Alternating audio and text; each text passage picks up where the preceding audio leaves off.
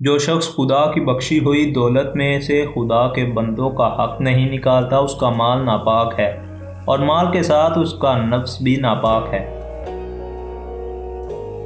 اسلام دولت کی مساویانہ تقسیم کا قائل نہیں بلکہ منصفانہ تقسیم کا قائل ہے۔ پھوس کے پھولوں کا انبار خواہ کتنا ہی بڑا ہو کبھی کلا نہیں بن سکتا۔ میدانوں کے مقابلے میں جی چرانا اور قلعوں کے پیچھے چھپنا بزدلی ہے۔ دراصل انجام کا فرق آغاز ہی کے فرق کا نتیجہ ہے۔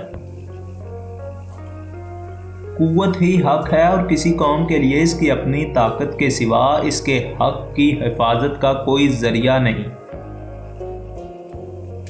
انسان کی سب سے بڑی ذلت یہ ہے کہ وہ باطل کو طاقتور دیکھ کر اس کی غلامی پر آمادہ ہو جائے۔ مجھے حق کے غلبہ کا اتنا یقین ہے جتنا کل سورج کے طلوع ہونے کا۔ اس بیمار معاشرے کا المیہ یہ بھی ہے کہ یہاں سب کو اپنی دنیا اور دوسروں کی آخرت کی فکر رہتی ہے۔